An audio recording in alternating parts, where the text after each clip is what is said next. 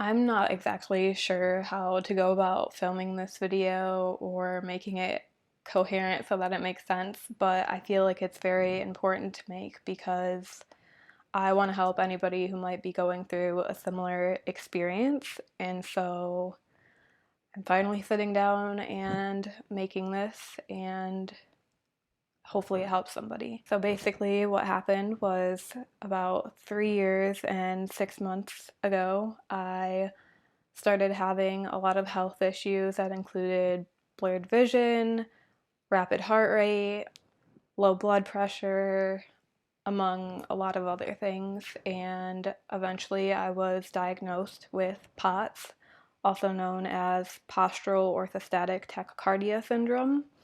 And it has greatly affected the way that I have lived my life, or I guess not lived my life in the past 3 years. And so this video is just going to be talking about the journey of how all of this began. So basically, in March of 2019, I had passed out. I was getting ready for class and I ended up just not feeling good, and I was on my way to try to get my mom or my stepdad to help me because I was feeling really, really weird, something I had never felt before. And I just on the way to the room passed out on the floor, and luckily they heard me and came rushing to get me. But that was where I would say kind of all of this slowly started.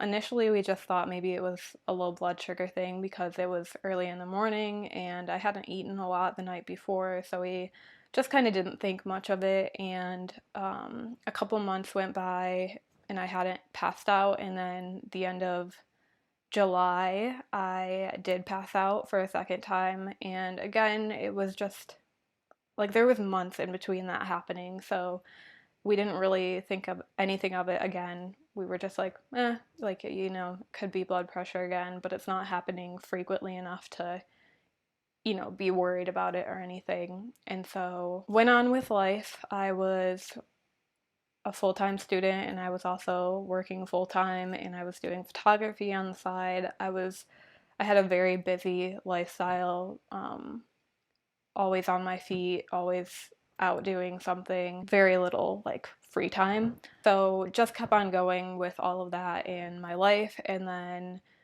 I would say probably the end of August, I started noticing that I was having trouble with my eyes, especially in bright lights. I was having a lot of blurred vision and light sensitivity and finding it really hard to like open my eyes. And so I ended up going to see my optometrist to make sure everything was good. Everything was good at the appointment, and he just said, you're in school for video and you're doing photography, you're always looking at a screen, your eyes are probably just stressed out. Get some blue light glasses and try to limit the time that you're spending in front of a screen. And so I did that, but it didn't really help at all. And it was the end of September when I had what I would call my first POTS attack that didn't include fainting. I was out with my brother and some cousins at the movie, and about 10 minutes before the movie ended, I started to get that feeling that I had when I had passed out the first time, and basically it was just really, really rapid heart rate, dizziness, light sensitivity. I was trembling. It was horrible. The next day, I ended up sleeping pretty much the entire day, like 16 hours. I slept the entire day and throughout the night. I initially was just like, okay, maybe I'm getting sick or something, and just took it easy, but it was like almost every other day. It wasn't constant at that point. It was like every other day or every 2 days I was having these weird kind of attacks. I call when I have like really severe POTS symptoms attacks. So if you hear me using that throughout the video, that's what I mean. So I was having those like every other day, every 2 days after that whole movie theater debacle happened. And eventually, after like 2 weeks of that happening, I was starting to get a little bit worried. And there was one day I was on my way from class and I started getting really dizzy in the car, and that was kind of the day that I knew I was like, okay, I need to go to the doctor and figure out what's going on because this is not normal and it's scary. And so I had missed a good amount of school because of how dizzy I was and all of that. And so I was like, I need to figure this out like ASAP or else I'm gonna be missing the entire semester.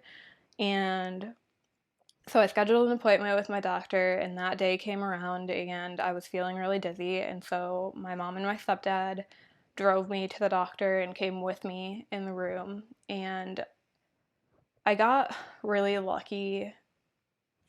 Lucky, I don't know if lucky is the word I would use for it, but I got diagnosed pretty quickly with POTS compared to a lot of other people, and I attribute that to the fact that I had two really bad POTS attacks in doctor's offices, and that very first doctor's appointment that I had set was one of those very bad POTS attacks that I had. And so we get taken into the room in the doctor's office, and the nurse is taking all my vitals, and she puts the blood pressure cuff on and takes my blood pressure, and she looks at me and she goes, "You don't normally have low blood pressure, do you? Like, that's not something you normally struggle with." And I was like, I've never been told that I have low blood pressure before. And she was like, okay, interesting.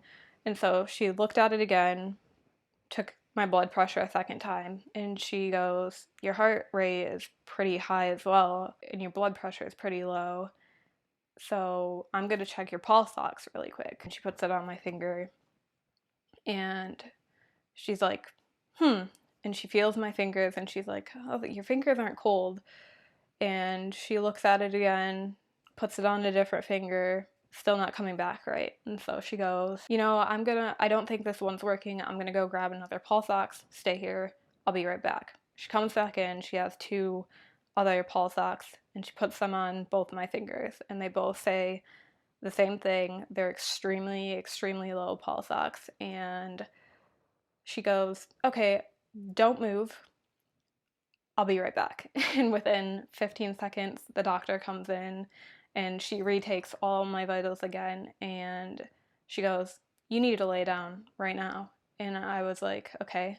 So I laid down, and she was like, "How do you feel right now?" And I was like, "Not good. I kind of feel like I'm dying or gonna pass out." And she was like, "I'm honestly not quite sure how you are still conscious right now. Like, you should be passed out. Like, with what your vitals are reading right now, you should not be conscious, let alone sitting up." And so they did all this stuff to try to bring my blood pressure up and lower my heart rate. And by the end of that appointment, she had scheduled me for everything that I could be scheduled for. She had scheduled me for an MRI along with referring me to a neurologist to ensure that I didn't have anything going on with my brain, like tumors or anything like that. She initially suspected that maybe I was having seizures of some sort because of the whole light sensitivity thing that I had going on. And then she also put in for an echocardiogram and referred me to a cardiologist. And so I always think, like, had I not had that attack on that first day with her, it would have been probably a while before I would have gotten into all those places to get all those tests done, and it would have taken me a lot longer to get diagnosed, along with her putting in all those referrals for all those doctors and those tests. She also, at the end of the appointment, said that it would probably be in my best interest to stop driving because of the blurred vision and to drop out of school for the time being because I was putting myself and others in danger by going. So that was a very big hit. And she also said to stop working. So all within that day, I stopped driving, I dropped out of school, and I had to quit working. And it was a very like emotional day, and it was something that I thought was going to be temporary that didn't end up being temporary. I'm still not doing any of those things, But I went in and I got all of those. The MRI done, it came back clear. I went and saw the neurologist. He checked everything and was like, "You're good in the neurology standpoint. Your brain looks fine."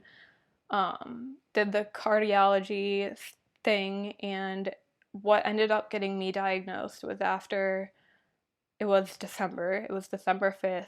I was going to get I think it was my second or third echocardiogram at that point because the first one was like a misread and all this stuff, and my cardiologist wanted one done at his office.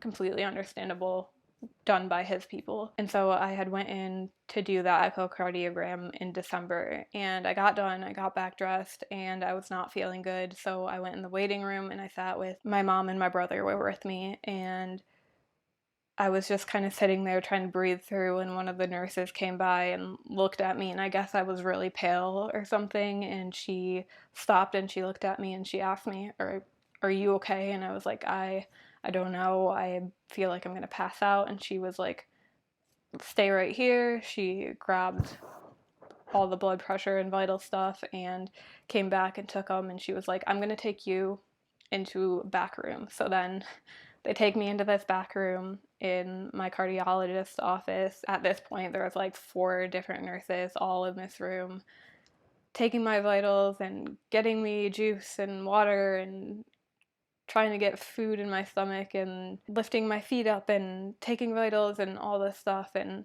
my cardiologist worked between his office and the hospital that was right next to us, and so he wasn't in the office that day.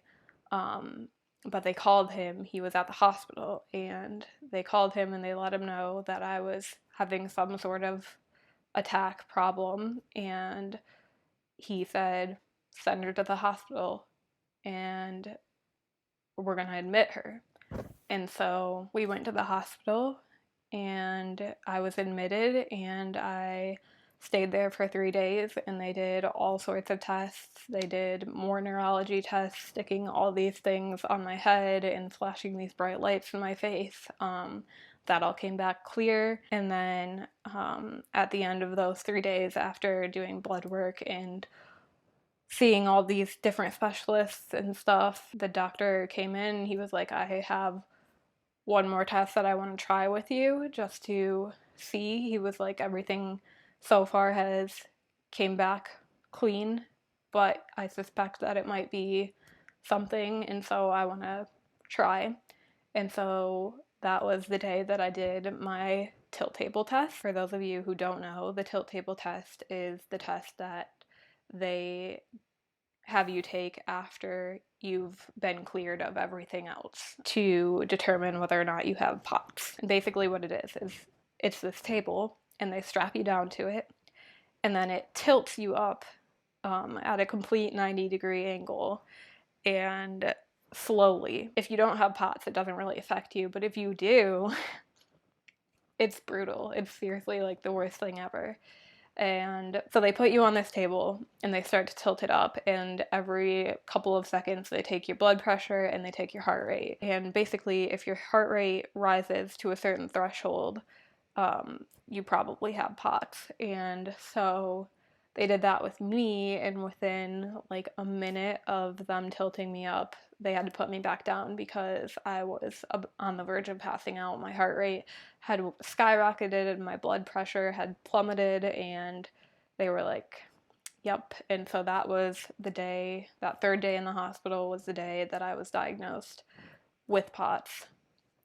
And it was kind of a weird like feeling to get diagnosed with POTS because there is no cure for it. There's no treatment that's known to help every single person with it. There's nothing that like you just kind of do trial and error and hope that eventually your symptoms kind of fade away. And so it's like you get this diagnosis and you're like, wow, like I finally have a concrete answer, but then there's like nothing you can really do about it. And so it's kind of a mixture of like feelings that you get.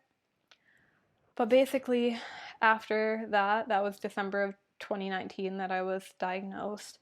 Um, we started looking for doctors that knew anything about it, because although my doctors could diagnose it, they weren't versed in it well enough to feel comfortable treating me. The only thing they could really tell me was wear compression stockings and increase your salt intake. They had prescribed me these salt tablets, horrible on your stomach. I'll make a video about that, but they really couldn't tell me anything. So we started the search for trying to find a doctor or doctors that knew anything about it. I went to so many doctors, and there wasn't much they could say other than what I already was told by my main doctors, and so that was really hard. And there aren't very many specialists in Michigan, which is where I lived when this all began. And as we were looking, we found that a lot of the specialists for POTS are in Texas, which happened to be where my mom and my stepdad were planning to move, and so I ended up moving with them in June of 2020. Yeah, June of 2020, we moved to Texas, and I started seeing doctors here. I luckily had made appointments with them way in advance when we were in Michigan still, which is a really big tip if you are diagnosed with POTS, to try to get into the doctors right away, because like my doctor I have now, I waited a year to get into him. He had such a long wait list. And then other doctors I waited like 6 months to 5 months to get into. So definitely make your appointments as soon as you find out or have an inkling with those POTS doctors, so you can get in pretty quick. But yeah, so we moved to Texas. I immediately got into doctors, and the first couple of doctors ended up being not great. The doctor I'm with now, Dr. Bernino, he's great. I'm still working with him and everything and his team. Yeah, I basically got in with the doctors here in Texas, and I started that right away in 2020, and I am still seeing different doctors. I have a POTS care team now that I work with, and we're still trying different medications. I was just put on a new one recently, or two new ones recently, to try to see if that helps.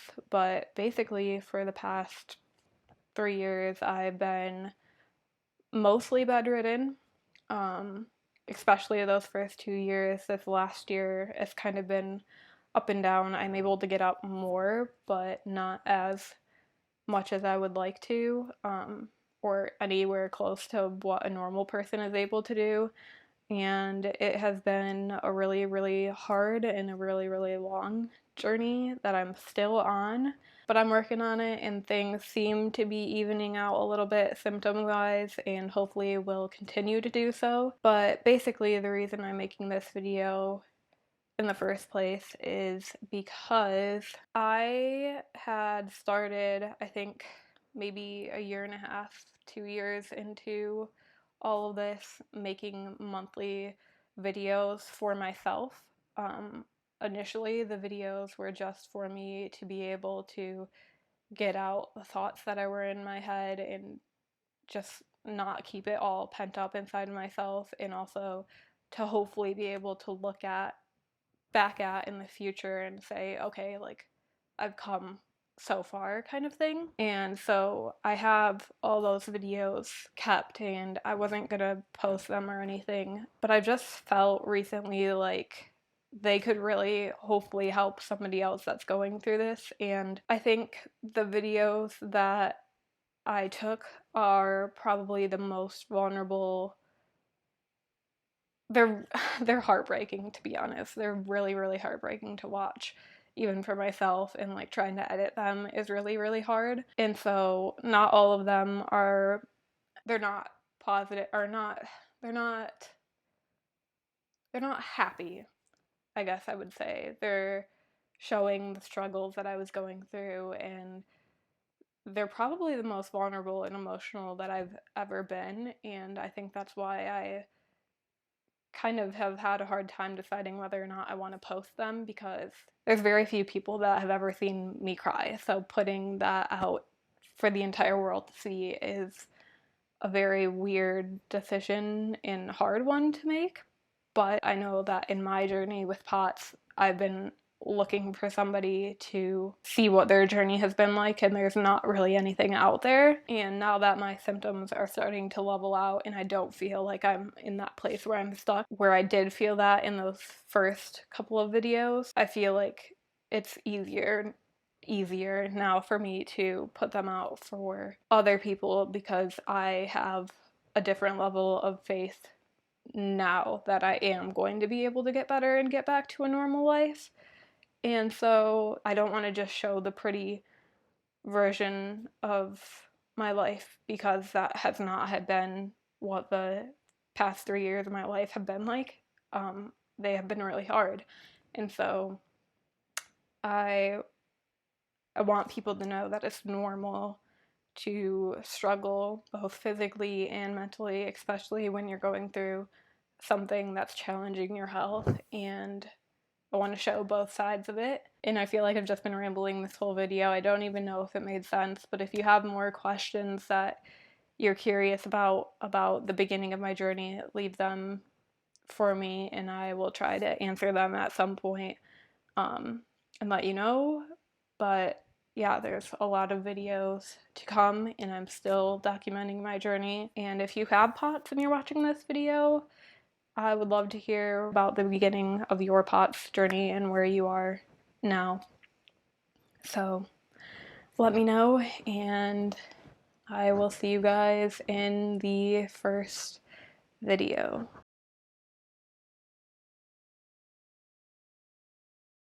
I couldn't walk without assistance. I needed a wheelchair most of the time. I still use a wheelchair now. Um, I lost 15 pounds because my inability to move and my lack of appetite. I couldn't bathe myself and I started losing my hair. So much so to the point where it was falling out in clumps, and it got to the point that I couldn't take care of it anymore, and I ended up having to cut it to a bob, which was really, really hard for me because anyone who knows me for my long hair, and that was like a piece of me that was stripped away against my will almost, even though I was the one that cut it. Like, I didn't want to, I just couldn't take care of it because of how bad it was getting.